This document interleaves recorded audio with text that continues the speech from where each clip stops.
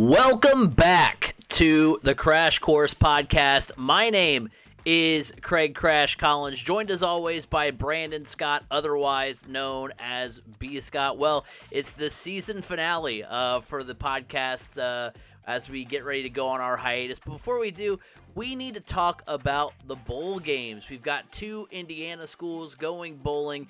We've got Notre Dame against South Carolina, as well as Purdue versus LSU. So, of course, we're going to break it all down. We're going to get into the weeds. We're going to talk about, all the different things, including talking about some breaking news that Purdue had earlier today, hiring a new head coach. So, a lot of things to talk about. We're also going to kind of give a preview of the bowl season as well, tell you which bowls we're looking forward to the most, and, of course, getting into predictions about the college football playoff. So, B. Scott, it's the most wonderful time of the year. It's bowl season. Always exciting. Bowl season. It's always bitter. It's not the same anymore, though. I was gonna say it's bittersweet for me because I don't know.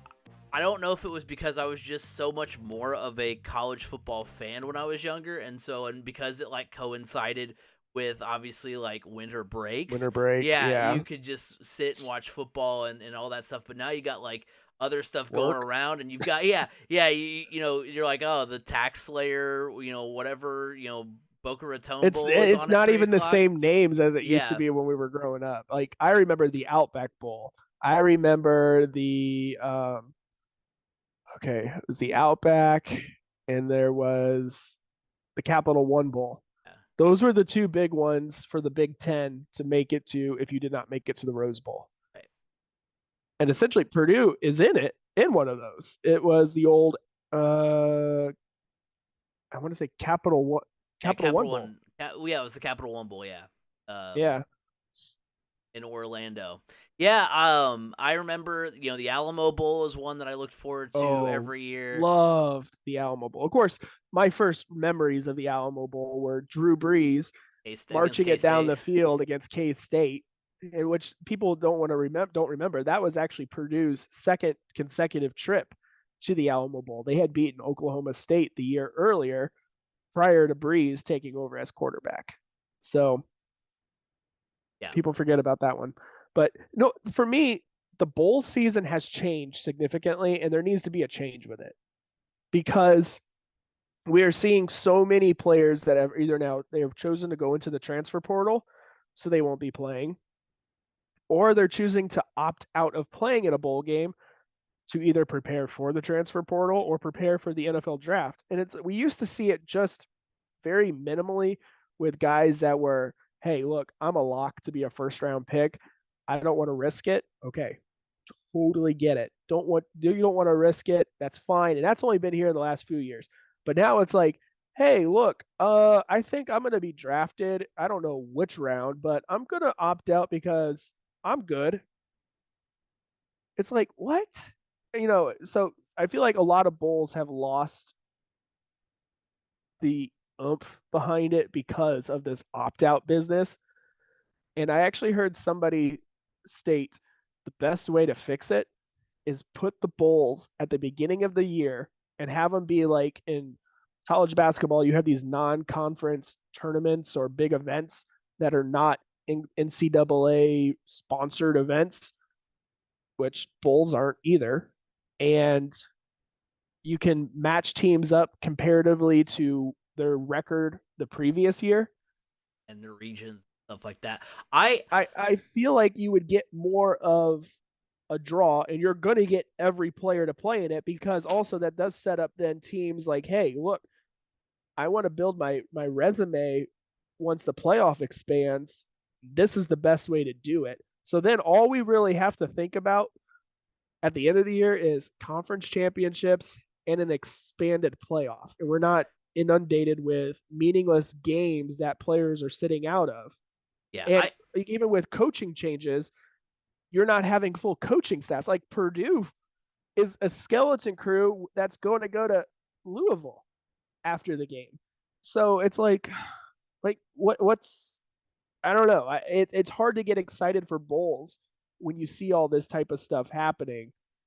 And it's a good solution.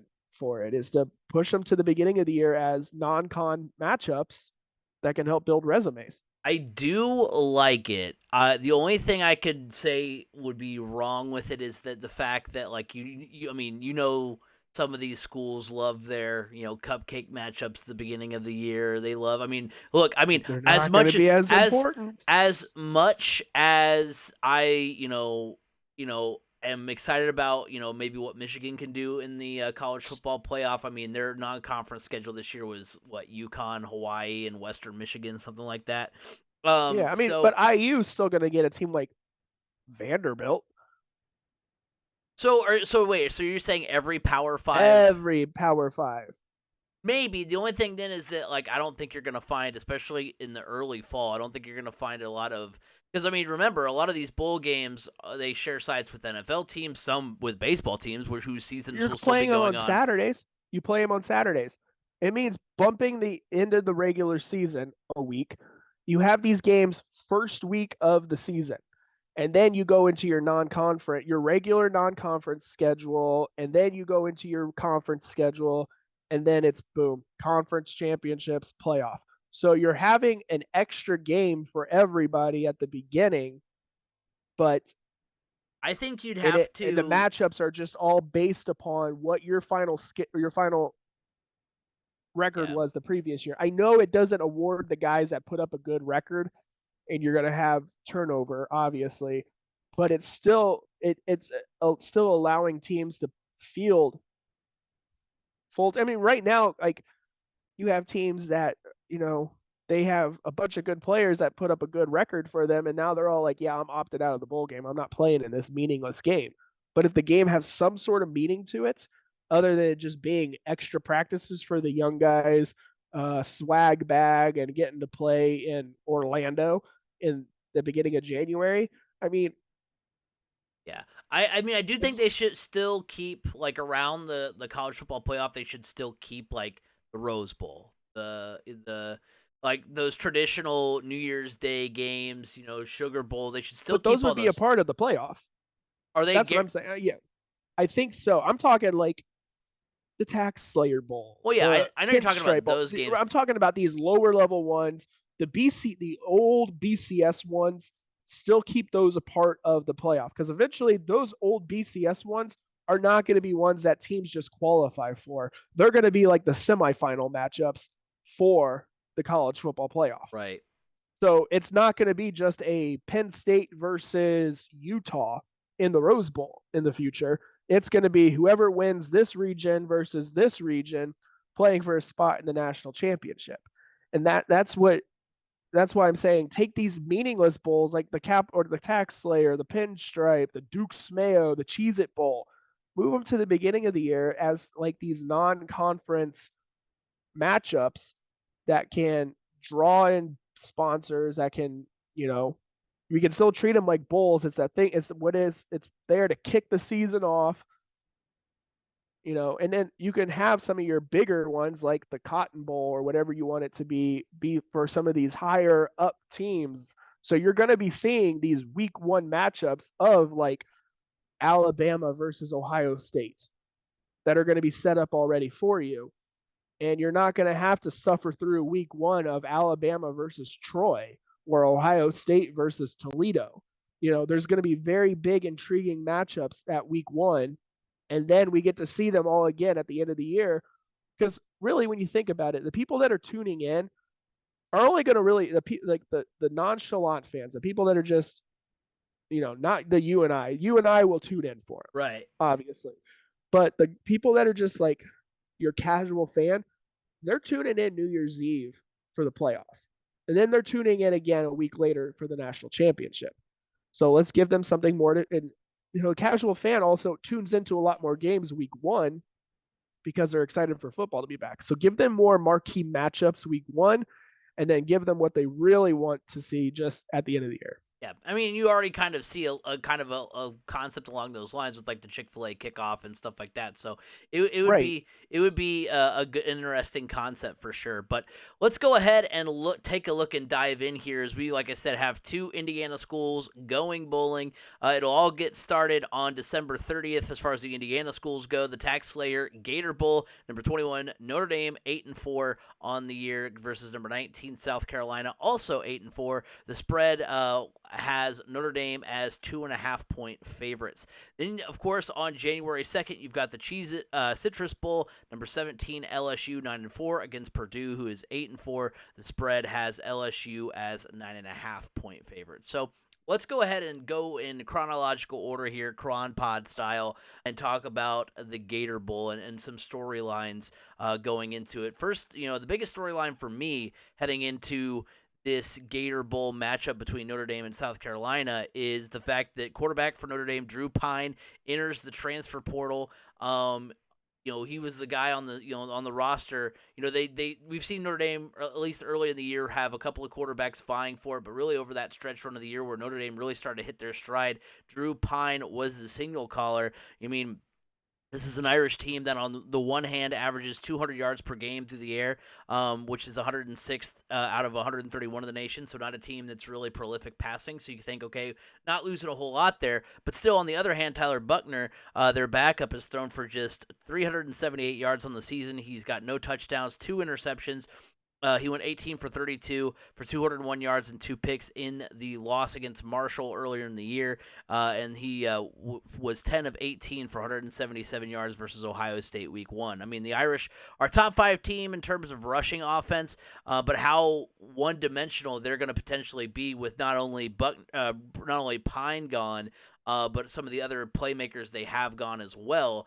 That's going to be kind of like what you're saying as far as not having your best lineup, even though you went 8-4, you beat Clemson, you've got this really strong team. You're not going to have your best team on the field against South Carolina. So it doesn't put Coach Marcus Freeman in a good spot to try to go 1-1 for bowl games for the Irish.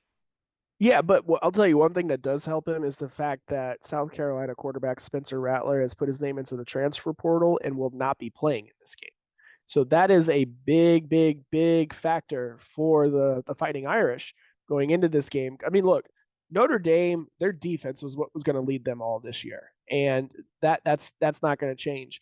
They did go back and forth between the quarterbacks early on. Obviously, Drew Pine took over, and so it is a little bit of a surprise that he is transferring, and that is going to kind of change things up a little bit for them. But make no difference of it. This team is going to be a run first team, and they're going to play some really strong defense. I still do believe that Notre Dame has what it takes. I mean, it's going to be I think this is going to be one of the more intriguing bowl games of the entire bowl season. I mean, Notre Dame, you don't know which Notre Dame team you're going to get. Are you going to get the one that beats Clemson, or are you going to get the one that loses to Marshall? Same thing with South Carolina. Are you getting the team that beat Clemson and Tennessee, or are you getting the team that's also kind of an afterthought in the SEC? It's one of these. It's going to be such an intriguing matchup between these two teams. But I don't really expect Notre Dame to shy too far away from their game plan. If anything, this kind of helps them start looking at to what next year could potentially look at like for them with Tyler Buckner under center. Yeah, it'll be interesting for sure to see what does end up happening there. Where are you seeing that Spencer Rattler entered the transfer portal? I saw he tweeted it. Did he? Yeah. Because I'm looking through, I made sure because I thought I saw the same thing, and I'm going through and I didn't necessarily see it. So, I'm pretty sure he did because I was like, "Where do you think you're going, dude?"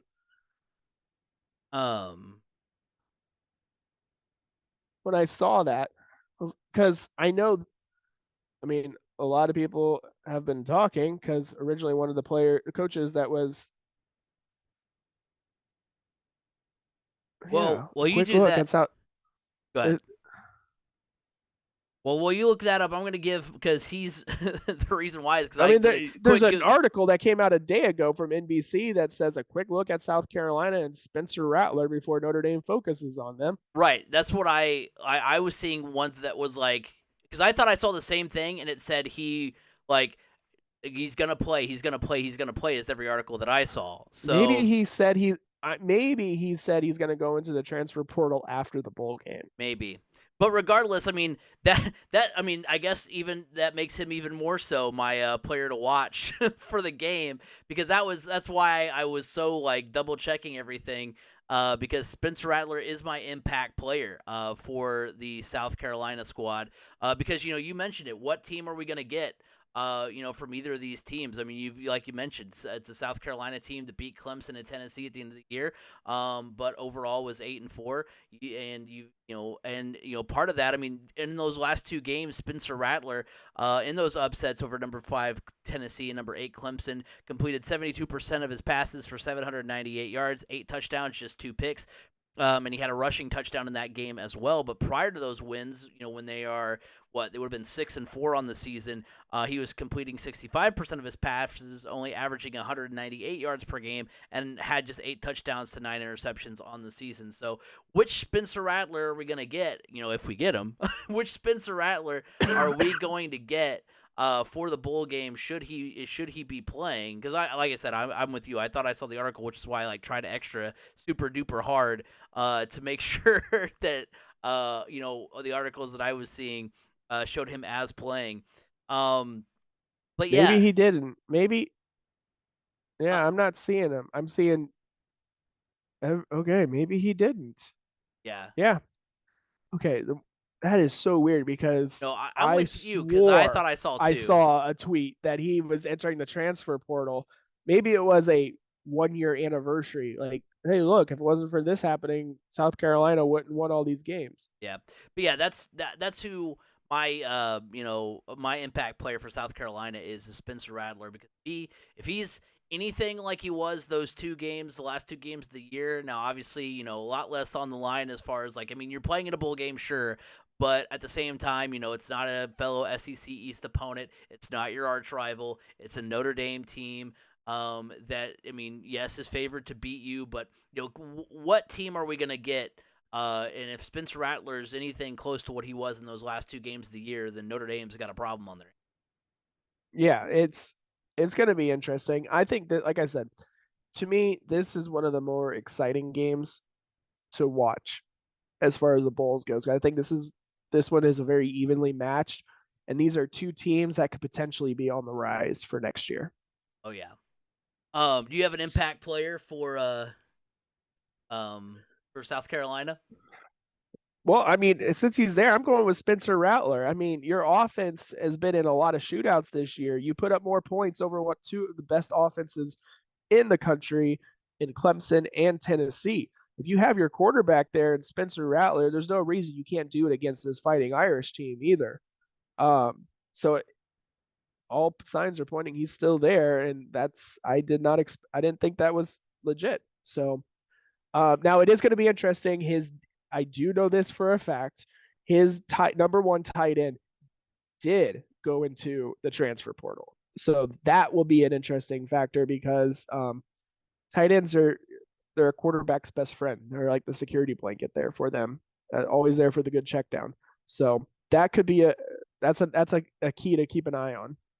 For sure. For Notre Dame, and so going along with that, I think a big factor for Notre Dame is going to be linebacker Jack Kaiser. He's kind of my player to watch for the Irish. Second on the team in tackles with 53. He's got 2.5 sacks, which is tied for second on the team after Isaiah Foskey decided to forgo the bowl game for the NFL draft. He's second. He's got 2 forced fumbles on the season. This is a Notre Dame pass defense that comes to the game in the top 20, which I didn't expect to see. In the top 20 in yards allowed per game, 191, and he, along with J.D. Bertrand, who is the leader in tackles, has 2 sacks on his own, will have to step up for that defense. So those are 2 defenses. Like I said, offense is not going to be in the greatest of positions. So it's going to be that defense and those playmakers and Kaiser and Bertrand that are really going to have to step up for the. Yeah, I definitely agree on Jack Kaiser. Look, if you're going to try to slow down a high-powered offense that we've seen from South Carolina this year, it all begins with your quarterback on defense, and that for Notre Dame is Jack Kaiser. So I expect him to have a big game. I mean, look, he's a guy that he has been arguably one of the best players the minute he walked on campus there, and he's going to continue that right into the bowl game for them and into next year. So we've got a hot or cold question for both bowl games that we're going to talk about, or both Indiana bowl games that we're going to talk about. And so the take for Notre Dame's game is going to be hot or cold. Marcus Freeman will win his first bowl game as a Notre Dame head coach. Of course, he was around for the Oklahoma State game last year, which Notre Dame did not win in the Fiesta Bowl there. I'm actually going to say this is a cold take. I mean, no Drew Pine, no Michael Mayer, no Isaiah Foskey will just much to overcome for the Irish. Backup quarterback, missing the top pass catcher, missing the leading pass rusher on one of the nation's best pass defenses. Now, they've got a good running game, and they can really. And one of their best assets with that running game is going to be able to keep the ball away from South Carolina's offense. You've got running back Logan Diggs and Audric Estime, who have accounted for 1,500 yards and 14 touchdowns on the ground this season. But that South Carolina defense will be able to hone in on that rushing attack. They'll make them one-dimensional. They won't allow them to really get into much of a rhythm passing-wise, which is why I say the defense is going to be so important for Notre Dame to try to stop that offense that South Carolina has, and that rushing attack is going to try to have to keep that defense for the Gamecocks on the field. But I'm going with South Carolina. I don't think it's going to be like I think it's going to be a good game. I think it's going to be a fun game. But I think just it's going to be a situation where the defense is going to be able to hone in on those good running backs of Notre Dame, and the Irish will be pretty one-dimensional. So I'm going with South Carolina here. Yeah, I agree. I think this is a cold take as well. I don't think Notre Dame can pull this one out. I feel like South Carolina this year has been one of those teams that has risen to the moment when they've needed to. And this is going to be another one of those. And I think you hit the nail right on the head with starting your backup quarterback and then also the fact they're losing Michael Mayer. That right there to me, that's not an easy thing to lose. Can you overcome the loss of a running back? Yeah, maybe one wide receiver, but arguably your best player on offense, that's not easy. So I'm giving the nod to South Carolina as well, and I do not think Marcus Freeman gets his first bowl win as a head coach this year. Now next year, let's talk. Yeah. Now, all the talk about the transfer portal earlier. This is like I literally was like, oh, Isaiah Foskey's gonna be my impact player. And No, he's gone. He's gone. Oh, Michael Mayer, I think he's gonna have to step up if the backup quarterback has a good day. He is gone. So yeah, it's just there's too much impact players that are gonna be missing from that Irish squad, which is a shame because the Irish went from, oh my God, they're 0-2. They lost to Marshall, and what's going on? They almost nearly started 0-3, losing to Cal. But they really rallied back and had a good year. So I mean, I'm sure I don't know how the the Notre Dame message boards will receive it. I'm sure they'll be angry and calling for Marcus Freeman's head. But yeah, like you said, next year I think they're going to be a good team. So let's go ahead and shift gears over to Purdue and talk about the storylines over there. I'm going to kind of ignore the obvious one to talk about some other things, because I know, B. Scott, you've got a lot to say on the obvious one as well. With, of course, Jeff Brom, moving on, and we'll get to more of that anyway here in a moment. But, we talked about which version of Notre Dame and South Carolina you're going to see. I want to know which version of LSU and Purdue we're going to see, because you have an LSU team that lost to Florida State week 1, which Florida State was a much improved team this year. They got blown out by 27 to Tennessee. They lost by 15 to Texas A&M. They didn't just get beat on some fluky play. They lost by double digits to a Texas A&M team that was terrible this year. Yeah. Well, in their defense, that was when Texas A&M was good. No, that was at the end of the year. Oh, it was. Okay, yeah. Never mind. Yeah, I redact that comment because that was beginning of the year Texas A&M looked good, and then it was just like, I guess maybe their NIL checks didn't cash or something. Yeah, something. They all bounced. My favorite after they lost to Appalachian State, my favorite the next week when game day was there, my favorite sign was the only ATM, because of course their logo is ATM.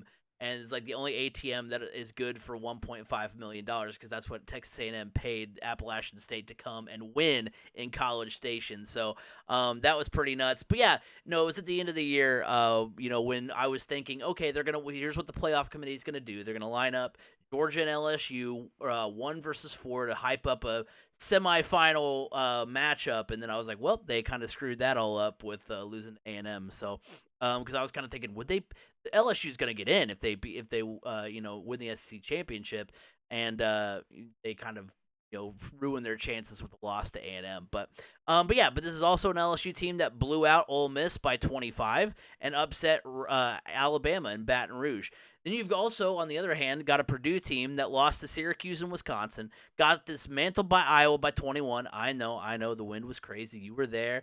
But still, they did lose to an Iowa team by quite a bit. An Iowa team that the wind was blowing so hard though. They lost to Nebraska and lost to and couldn't get the offense going against South Dakota State. So I know the wind was blowing, but Iowa was also. I mean, of course, all the Big Ten West teams were not the greatest, but anyway, they also upset Illinois, who was 21 at the time, and hung in the first half. I mean, they played a great first half against Michigan. If we get first half Purdue against LSU, I will tell you, going into the restroom, going into the second quarter when Purdue was leading, Michigan fans were in there going, "We're not worried, are we? Should we? Like, oh no, we're not worried." It's like, I don't think they were expecting that because actually after that first drive where they shut Purdue down, and Purdue went backwards on their first drive, and then Michigan just marched right down the field. Everybody's like, okay, this is the way it's supposed to be. And then all of a sudden Purdue comes back and it's like, yeah, not so fast, my friend. And that stadium kind of was like, is this supposed to happen? Wait a minute, what's happening? I don't think so. And also I will say, all right, so set me straight here because I saw, is Brian Brom still going to be the interim coach, or is he okay? He is still because I know we talked about off air. He's going to Louisville. He's going to Louisville, and so is the interim defensive coordinator, Mark Hagan, just announced yesterday. He's going to Louisville as well. So, yeah, that's fun. Yeah. Well, but what I was going to say though too is if Brian Brom is there, I don't, especially because he's the offensive coordinator. This is offense first kind of team. I don't foresee Purdue taking a big step back for their bowl game. So I think, if anything, this is going to help them a little bit because Brian Brom doesn't usually get to call the plays, and he's only done it once at his time at Purdue, and they beat Iowa. It was when Jeff Brom had COVID during the COVID year, and Brian Brom was interim head coach at the time, and Purdue beat Iowa, and their offense kind of looked a little bit different. I don't know. It's going to be interesting. All I can tell you is that the spread went from 9.5 down to 4.5 today. There you go. So we're already getting changes. We're getting all because they hired Ryan Walters. Right. Seriously, they announced Ryan Walters, and the spread went from 9.5 to 4.5. That's pretty incredible. You got any extra storylines to add before we go into impact players? I mean, obviously, you got to look at the fact that there's going to be some players that have opted out already. One of them being a key player for Purdue's secondary, Corey Trice, is that he is opting out to prepare for the NFL draft. It's kind of confusing because he's not a first-round pick. He's probably like a day 2, day 3 pick at this point. So it's kind of a bit of a head scratcher. The other one that hasn't made up his mind, but apparently is leaning more towards opting out is All-American wide receiver Charlie Jones. This one makes a little bit more sense because Charlie Jones has been dealing with injuries majority of the year where he hasn't been practicing most of the weeks. He gets ready for game day, and that's about it. So for him to get healthy and heal his body up to get ready for the draft makes total sense. But because one of the big key factors that Purdue looked at and why they kept Brian Brom around as the interim head coach is that ended up convincing Aiden O'Connell and tight end Peyton Durham to play in the bowl game. So you have your starting quarterback and your starting tight end that have decided they will be playing in the bowl game, which is a huge, huge gift for the Boilermaker team. And matter of fact, tonight there was a video released of Ryan Walters awarding Purdue redshirt freshman running back Devin Mockabee, who was a walk-on, awarding him a scholarship. And one of the players in the meeting in the team meeting with Ryan Walters when this happened was Aiden O'Connell. So that just kind of shows you he's still around the team. He's all for this team. And honestly, a good performance from him in a bowl game could potentially even boost his draft stock a little bit, because right now he's kind of fringe, potentially drafted or undrafted. Yeah, and I mean he's my impact player because I think it all kind of lines up the way you would want it to, with the coaching change going on, is to have the guy who's still the offensive coordinator, like you said. Big reason why Aiden O'Connell's still back. I mean, this is a quarterback who's completed 64% of his passes for nearly 3,500 yards, 22 touchdowns, 13 picks. Completed 68% of his passes for 366 yards and 2 interceptions versus Michigan. So I mean, obviously, aside from the 2 picks, he had a pretty good game against a Michigan defense that is one of the best. He leads a Purdue offense that's 4th in yards per game in the Big Ten, 6th in scoring, 2nd in the conference in passing. And like I said, with the departure of Jeff Brom, you kind of thought, oh no, what will this offense look like? But the fact that you've got Brian Brom sticking around bodes well, and I think O'Connell can have a good night. So, Aiden O'Connell is going to be someone to watch, and I think he's going to be the big difference maker for Purdue. I'm looking at 2 guys as my difference makers. Aiden O'Connell's he's a given, right? But I'm looking at tight end Payne Durham, knowing that he's going to play in this game. That's huge because this is a guy that if he can have a big game, that pays dividends for this Purdue offense. That opens things up for receivers on the outside because Payne Durham is a load to handle in the middle. I mean, he's one of the better tight ends in the country. So that's big. But I'm also looking at Devin Mockabee. You got a scholarship now, and everybody knows you can perform. Now is your time to go out there. I mean, Michigan struggled to stop you in certain situations. But if you could go out there and have a big game against LSU, this is win or lose. It doesn't matter for Purdue. We'll just be honest. It does not matter at this point. But for Mockabee to go out and have a big game could potentially set up Devin Mockabee to be looked at next year as one of the top running backs in the country, potentially. A guy that could be a potential dark horse Heisman candidate in the next year or two. This game is going to set up quite a bit for Devin Mockabee going forward in the future. Yeah, I'm completely with you. I was excited to see Mockabee grow a lot this year, and he is going to be. It's going to be exciting to actually see him grow physically. Once he puts on a little bit of weight, muscle. Good luck. I didn't mean to do this for both matchups, but I actually went like offense and then defense for the other team as far as like impact player. But for LSU, my player to watch is going to be linebacker Harold Perkins Jr. He's just a freshman. He's 3rd on the team in tackles with 69. He's got 7.5 sacks, which leads the team. He had an interception. He's got an interception and 3 forced fumbles. His coming out party was the Arkansas game where he had 8 tackles, 4 sacks, and 2 forced fumbles. With a Purdue offense that may or may not be on their game, Perkins could be in for another strong performance. I think he's going to be really important for that LSU defense as far as stopping Purdue on offense. Yeah, I'll be honest. I don't really know too much about the LSU team this year, but their defense is going to have to be key in this one. So you picking a defensive player is the right move to go because Purdue's going to struggle to stop LSU's offense regardless. It's just the way we've come to know Purdue as the year has gone on.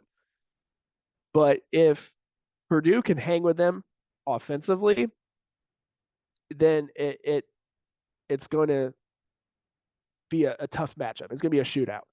But if LSU's defense can just step up, get a couple stops, that's going to be key for them. So what I'm going to say is I'm going to looking at an impact group, and that is the LSU defensive secondary. Can they limit Purdue's wide receivers? Can they keep them contained, keep them in front of them? Purdue doesn't have a lot of burner speed, but they have some guys that can be a little bit twitchy. Like you got your TJ Sheffield, you got your Mershawn Rice. Those types of guys can get a little twitchy. Deion Burks. Can you contain Devin Mockabee? Obviously, Devin Mockabee is going to they're going to put him in a ton of different positions to get the ball because he is your best player. Let's just be honest. Devin Mockabee without Charlie Jones there is your best player. So they're going to be passing it to him. They're going to be running him out sweeps. They're going to be running him up the middle. Can you contain him? And I think a lot of that comes down to the secondary as well, being able to key in and read the plays to determine whether or not they need to stick with their man at wide receiver or try to go in and contain Mock. So the hot or cold question is going to be hot or cold. LSU will cover the spread versus Purdue. Now, originally when that question was asked, it was 9.5, but I'm okay with still asking it because my answer was cold regardless. These are two teams that are top 50 in the country on both sides of the ball. LSU is 30th in total offense, averaging 443 yards per game. Purdue is 50th in yards per game with 410. Purdue is 38th in yards allowed per game, 350. LSU is 49th, allowing 363 yards per game. There's question marks surrounding both teams. How up will LSU be after knocking on the doorstep of the college football playoff / New Year's Six? How will Purdue look without Jeff Brom? This is shaping up, in my opinion, to be kind of like the Music City Bowl was last year with Purdue and Tennessee, as far as a lot of points, a lot of back and forth. I have more faith in Purdue potentially winning this game than I do LSU winning by 2 scores. And heck, I think if LSU or either team wins, it's going to be a 1-score, potentially 3, point game. So it's going to be a close game. It's going to be a back and forth offensive affair. No matter what the spread is, unless it's like half a point or a point and a half. Oh, yeah. I think I wouldn't be. Feeling very confident in picking LSU with the spread. So I'm going cold on this. I'm going cold take too because I'm taking the Purdue Boilermakers to win the game. Why not? Look, LSU thought they were going to go be playing for the college football playoff. They got beat by Texas A&M. They're losing some players to the portal. Purdue's got nothing to lose. And that's exactly the way they were last year against Tennessee. They had nothing to lose. And nothing really, everything to gain, but nothing to lose. And they're like, hey, you know what? Let's go out there. Let's just go have some fun. We got a new coach coming in. They all like Brian Brom. They all do like him. I don't think they were all fond of Jeff Brom, though. So I think they're just going to go out there. They're going to prepare for this game, have fun. Got a lot of big seniors that are coming back that are going to play in this game. Go win it for them.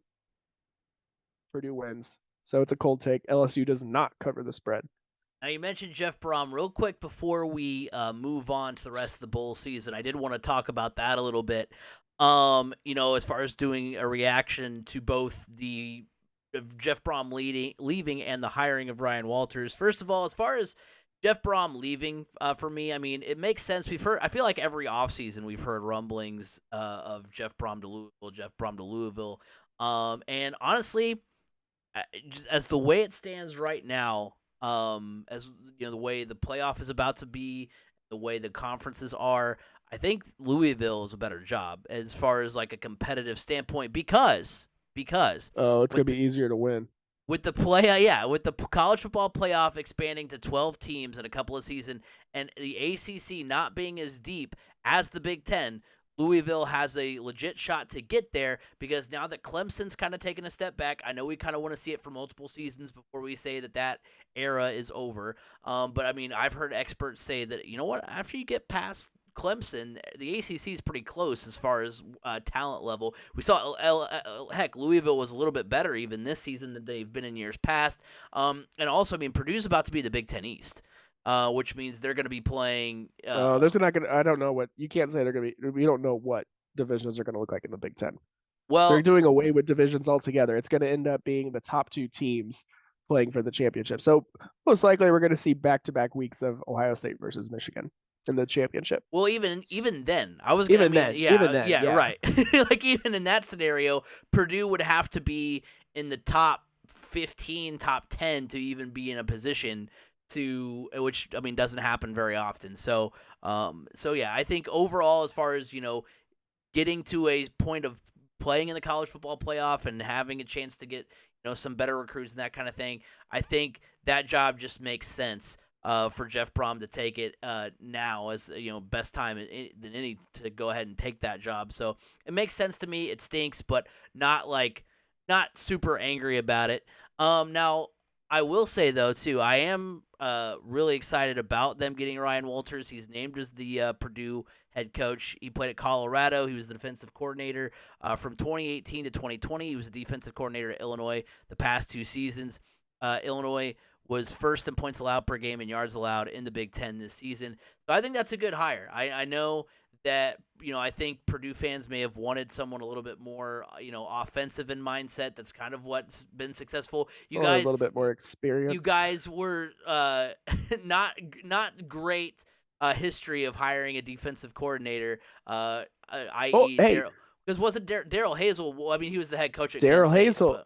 He was the wide receivers coach at Ohio State. I thought he was. You want to know?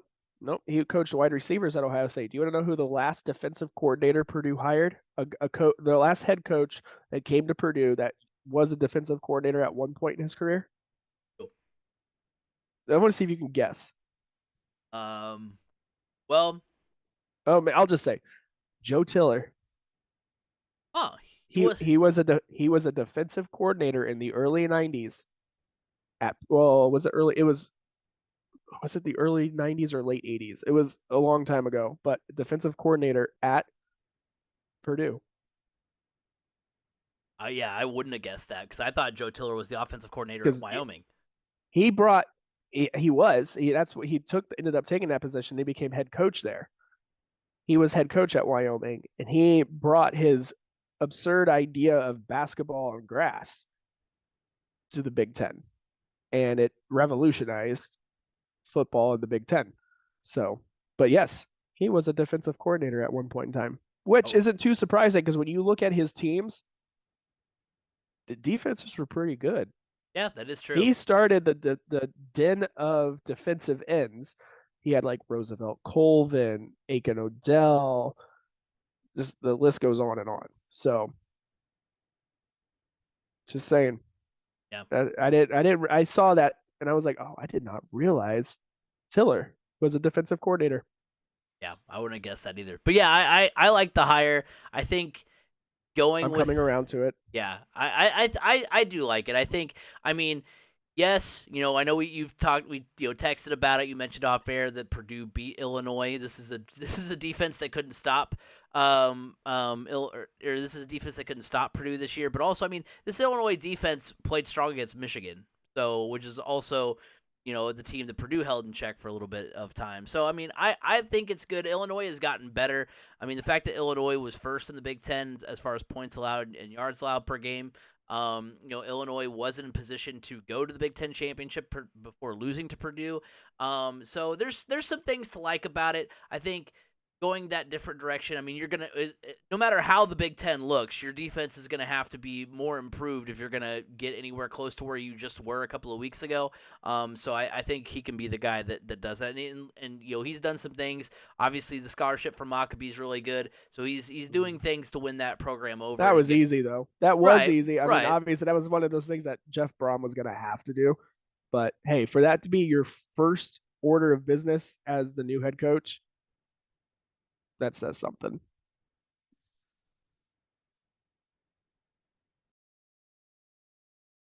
Yeah. Your reaction, B. Scott, we're waiting on it, man. Oh, I mean, like I told you, I'm coming around to it. What about the Jeff Brom situation? Start there first. Oh, I'm not surprised. One, when he turned him down a couple of years ago, he basically said, "Hey, look, I have unfinished business at Purdue. I came here to start a job, and it's not complete yet." Okay. This past off season, he was down in Louisville speaking to a group of boosters, and somebody asked him about taking the position at Louisville in the future, and he basically said he would love to have it. So it was like, okay, he had 1 foot out the door this year. Everybody was expecting this to happen until Louisville all of a sudden started winning. So it's like, okay, they're not going to get rid of Scott Satterfield. And then Satterfield did the unexpected and it said, "Peace, I'm going to Cincinnati." So really, if anybody wants to we can turn to thank anybody for all of this starting. We can look at Wisconsin and say, Luke Fickell. Thank you. Yeah. Yeah, you took Luke Fickell, and that set everything in motion. But honestly, from what I'm hearing about this past season, and way you can actually see it a little bit on the field too, the culture that Jeff Brom was building up in the locker room this past year wasn't ideal. I mean, we saw a lot of silly, stupid penalties at end of games. This team was just not very disciplined, it seemed. Ryan Walters is going to bring a more disciplined approach. Everybody knows that.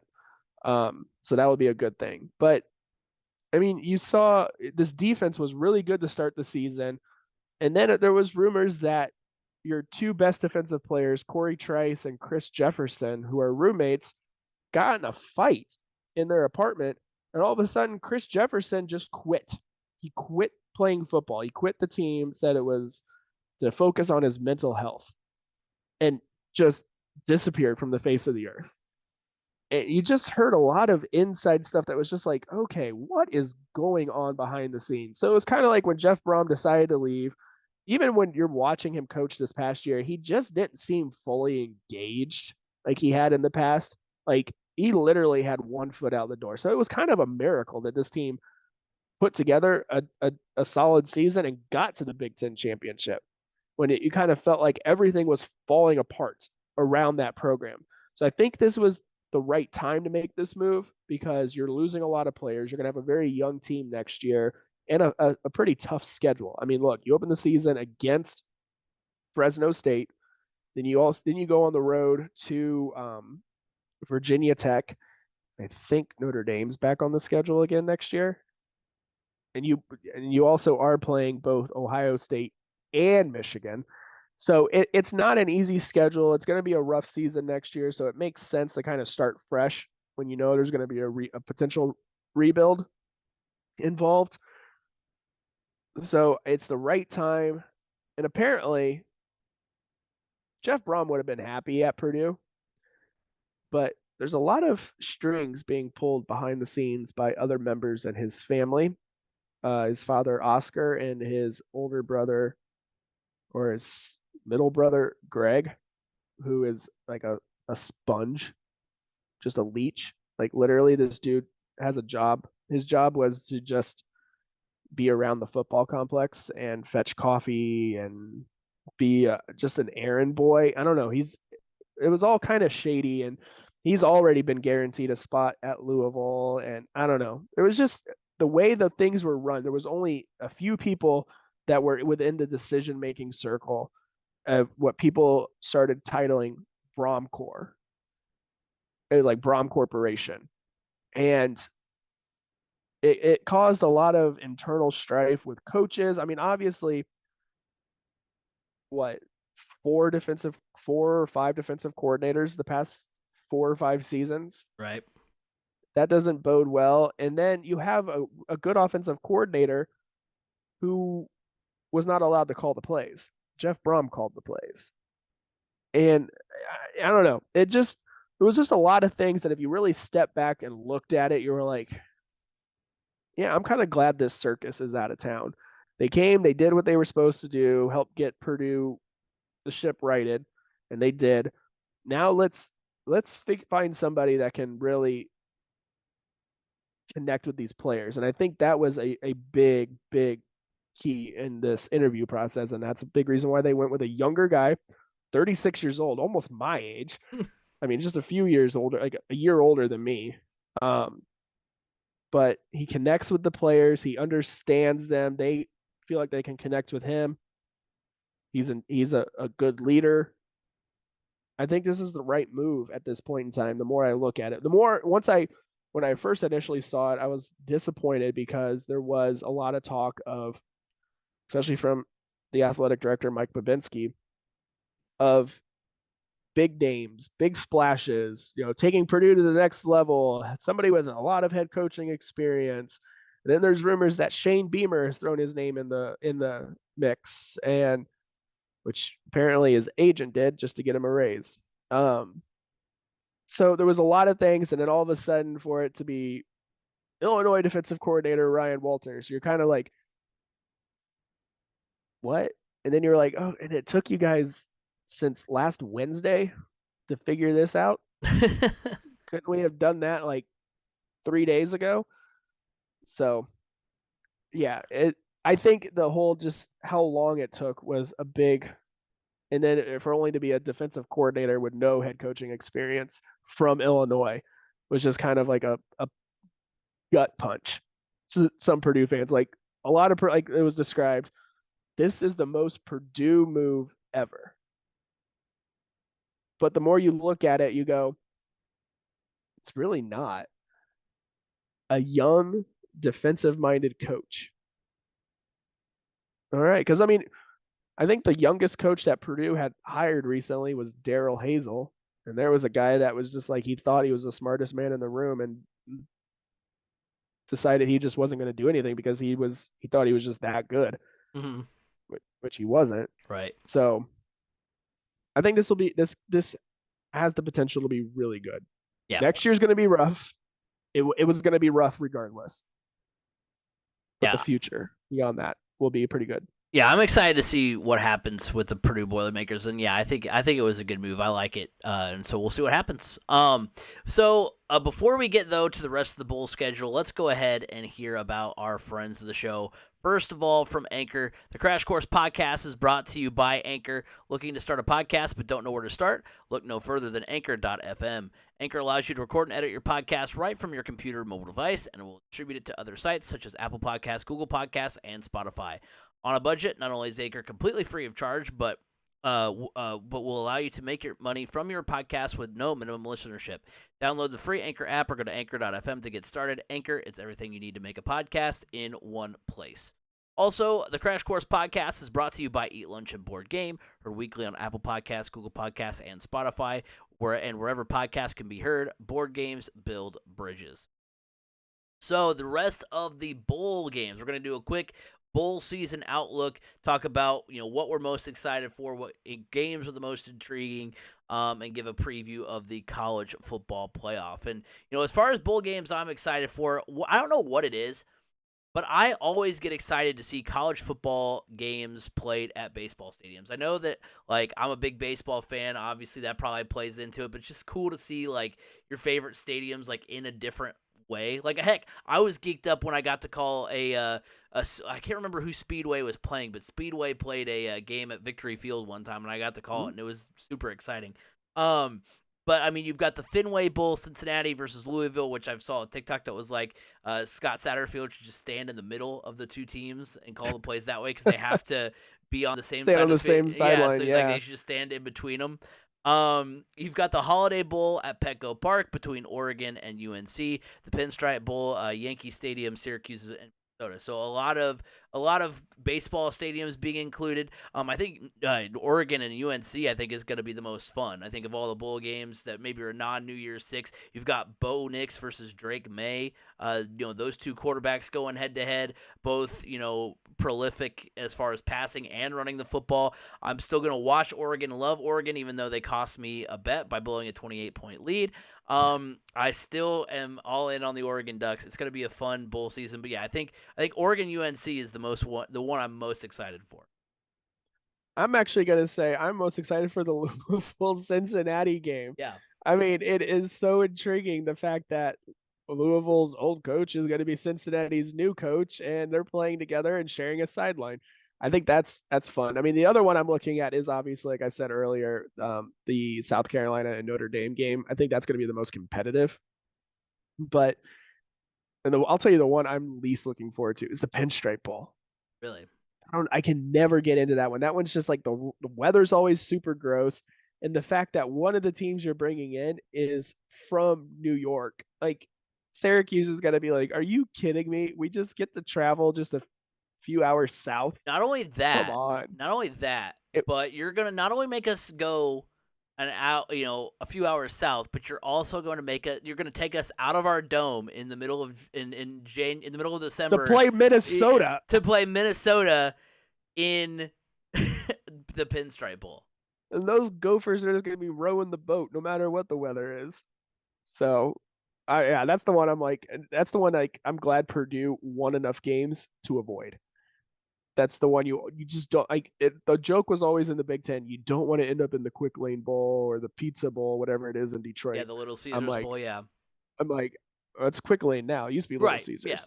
I'm hey, I would take that bowl in a heartbeat over the Pinstripe Bowl. do not want to go to the Pinstripe Bowl on December 29th at Yankee Stadium. No, thank you. Hey, those games between Central Michigan and Purdue back in the day were pretty. Those were great. Yeah. Dan Lefevre versus versus yeah. I mean, so at that point in time, there was a period of time between those two seasons, between those. Because they played non-conference too, right? Yeah. Purdue and Central Michigan played each other 4 times in one calendar year. 4 times. It was unreal.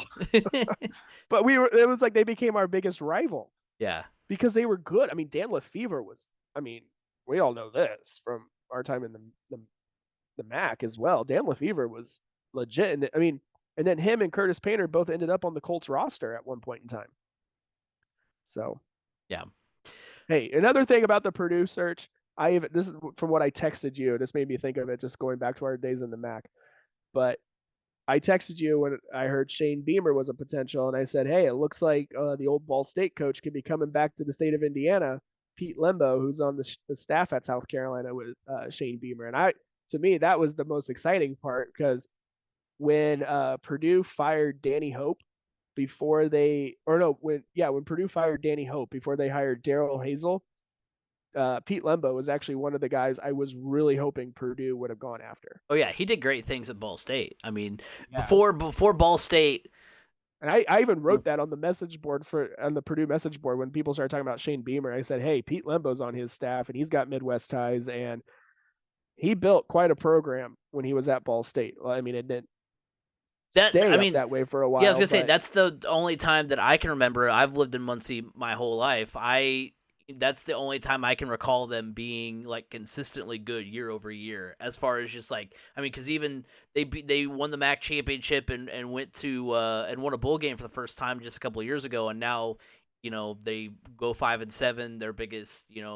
Their biggest offensive talents in the transfer portal, their quarterbacks in the transfer portal. So, that's the last time they were consistently good was when Pete Lembo was there. This was pre-transfer portal. You could only transfer right under mitigating circumstances and graduate work. And Pete Lembo worked the transfer portal. One of his best players was Jonathan Newsom, who he got in the transfer portal, who transferred from Ohio State because of a mitigating circumstance with Jim Tressel being fired.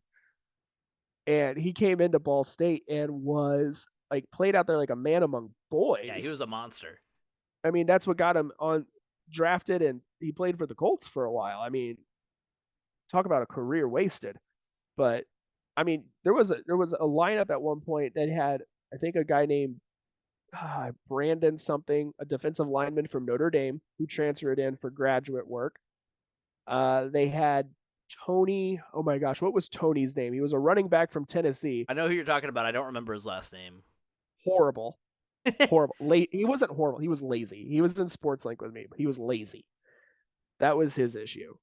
He had all he had everything that he needed to be a really good running back for Ball State. He was just lazy. So, but yeah, Tony. He worked the transfer portal, and then he had a quarterback in Keith Wenning that ended up in the NFL. I think his biggest claim. Willie Snead, carved out a great. Carved out a great career. Maybe one of the reasons, not one of the reasons Mike New was the quarterback at Ball State for a while, but one of the things that kind of endeared him to the fan base is the fact that he worked with Willie Snead in New Orleans. So, when I saw it, I was like, oh my gosh, please bring Pete Lembo in to the Purdue coaching staff. But obviously that didn't work out. So. Looking at the New Year's Six bowl games, which New Year's Six bowl game is most intriguing? You've got in the Orange Bowl, number 7 Clemson 11-2 versus number 6 Tennessee 10-2. The Sugar Bowl, number 9 Kansas State 10-3 versus number 5 Alabama 10-2. Cotton Bowl, number 10 USC. The Heisman Trophy winner Caleb Williams 11-2 versus number 16 Tulane 11-2 as well. And then the Rose Bowl, number 8 Utah 10-3 versus number 11 Penn State 10-2. First of all, how could you not love what they did putting Clemson and Tennessee both in the Orange Bowl. I mean, that's a lot of orange in that game. I'm really excited to see that. I think Kansas State has a chance to beat Alabama, and I think that game will be the best. But I think the game that will be the best is the Rose Bowl. I mean, this is a Utah team that was close to winning it last year against Ohio State. That game was back and forth. Utah, was in great position to win and ultimately lost it late. And I think they get it done this year against Penn State. I think Penn State, I think, is going to put up a good fight. They did improve as the year went along. They went from a team that, they beat the pants off of, Auburn earlier in the year. We found out that Auburn was a mess.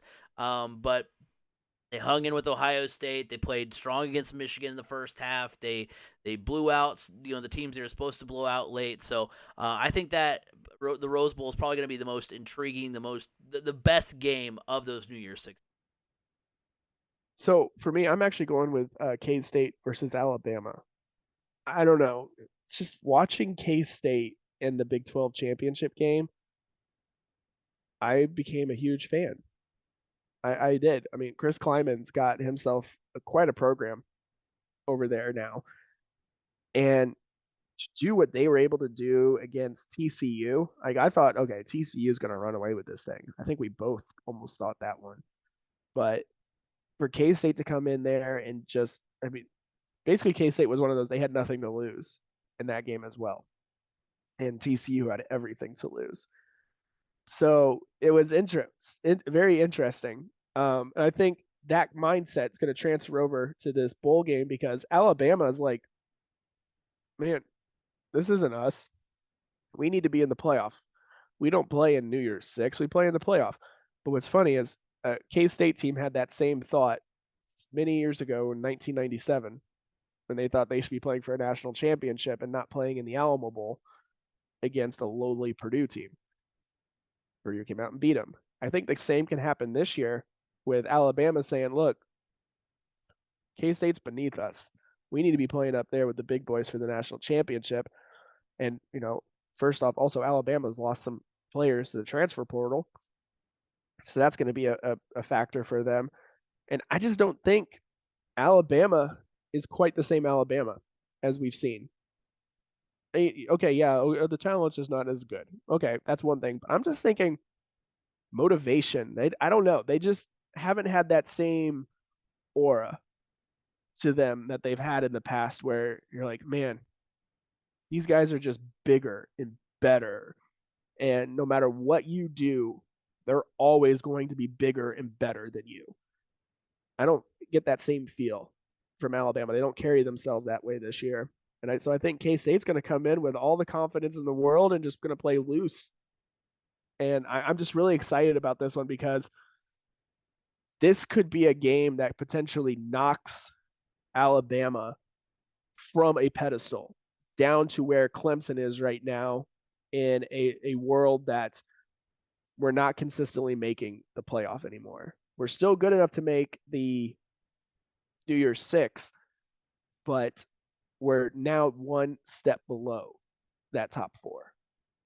It could be interesting. This could be a big transition time, and it could eventually lead to a potential retirement sooner rather than later from a certain coach named Nick Saban. I don't know if I go that far.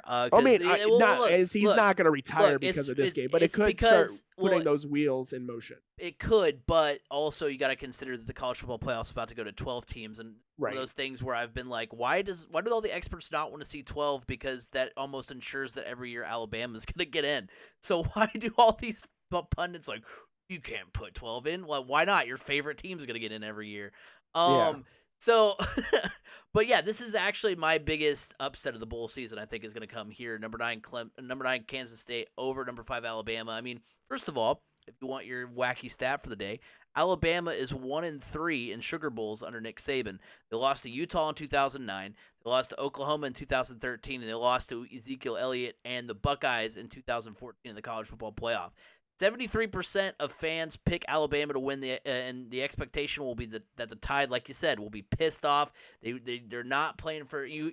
Even after Nick Saban's impassioned speech during the halftime of the Big Ten championship, Which was weird. Was weird, yeah, and lobbying off of their big wins over Austin P and a bad Auburn team at the end of the year, talking about how he has so many injuries. Man, dog, you don't understand. There's been so many injuries. They still get left out of the college football playoff. This Alabama team is going to be mad, but K-State's feisty. They almost beat TCU the first time around, and they had. I mean, sure, did they lose? Some games they probably shouldn't along the way. Sure, they did. And they're coming off. But they're coming off of a Big 12 title win over number 3 TCU. Bama's only favored by 3, so Vegas thinks it'll be close as well, and I'm going with K-State. I think this is going to be a big upset. For the Kansas State Wildcats. I think it's going to be kind of the shocker of the bowl season. See, I agree. I think this is going to be the biggest upset. The one I'm going to, since I don't want to just say the same thing, the one I'm hoping is an upset is Penn State over Utah. It's still the original Pac-12 versus Big Ten in the Rose Bowl, probably one of the last times we'll see that. And the Big Ten just needs that respect. Big Ten's looking to try to be one of those 2 power conferences, Big Ten and the SEC. And to be able to compete for that title, you got to take care of, need one of your main blue bloods to take care of business in the granddaddy of them all. And that's Penn State beating Utah. So that's the upset I'm hoping to see. And I'm saying it's an upset because, let's be honest, Penn State is good, but I don't think, look, Penn State wasn't going to be in this game if its committee did not, or if USC doesn't lose. Penn State's probably in another New Year's Six bowl. They're not in the Rose Bowl. Yeah, I'm with you there. Before we go here, we want to get to our college football playoff predictions. And so, of course, you've got number 1, Georgia versus number 4, Ohio State in the Peach Bowl. Number 2, Michigan versus number 3, TCU in the Fiesta Bowl. Very shocked, very proud of the College Football Playoff Committee for leaving TCU in, because I definitely thought that wasn't going to happen when B Scott texted me the Big 12 championship game and said, "You wanted chaos, right?" And I was like, "Yeah, but I don't want to see Alabama and Ohio State get in, both get in." And so that didn't happen, so I'm very happy about that. They're Michigan, TCU in the Fiesta Bowl. In both of these instances, it's tough to ignore the last time out for these teams. For Ohio State and Georgia, they're actually pretty similar statistically in terms of yards per game on offense and defense, but hard to ignore how Michigan dismantled the Buckeyes and how Georgia has just been so dominant all season. Even in some instances where you're like, is LSU going to come back and make this a game in the SEC championship? That's when Georgia really rose to the occasion. I'm taking the Bulldogs there. And then Michigan took care of business against Purdue, and honestly, except for a bad half here and there, has looked good all season, kind of like Georgia. Maybe not to the same extent, but they've looked dominant in the Big Ten this year. And TCU had a huge letdown in the Big 12 title game and didn't look all that great in Jerry World, so give me the Wolverines there. So I got number 1 versus number 2, and for the national championship, I'm actually going to take Michigan here. Maybe wishful thinking on my part just because I don't want to see another SEC team win. But Georgia, you look at these two teams. Georgia is 7th on offense in yards per game with 492. Michigan is 27th with 454. They're really similar on defense. Michigan's 3rd in yards allowed per game. Georgia's 9th. So both teams are so close statistically, and I will say this, another fun fact, fun stat for you. We have never seen a repeat champion in the college football playoff as far as like back-to-back years. So obviously we've seen Alabama and Clemson win a bunch, but like we've never had teams win in back-to-back seasons. Alabama was the last repeat champion in college football in 2011 and 2012. And I say outright because there was that year that USC and Michigan shared it in 2003, and then USC won in 2004. But the only team, Alabama, those two Alabama teams were the only teams to outright win since the BCS came into play in 1998. So, I was shocked too when I saw that because I was like, wait a minute, I was thinking back on, I was like, okay, Ohio State, Bama and Clemson flip-flopped through 2019, then LSU, Bama again, then Georgia last year. So yes, it has never happened in the college football playoff era and has only happened once in the BCS era as far as outright champion. So I'm going with Michigan. I want to see the Big Ten get it done. I'm not entirely sure how confident I am in that pick, but I'm going Michigan. Man, this is a tough one. I think I'm going to go with Ohio State over Georgia. I just feel like Ohio State's going to be playing with a chip on their shoulder. They know they screwed up and they needed luck to get in to the playoff. And they got it. So this is their redemption.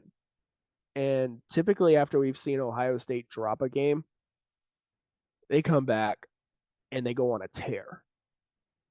I mean, just think about previous seasons when that's happened.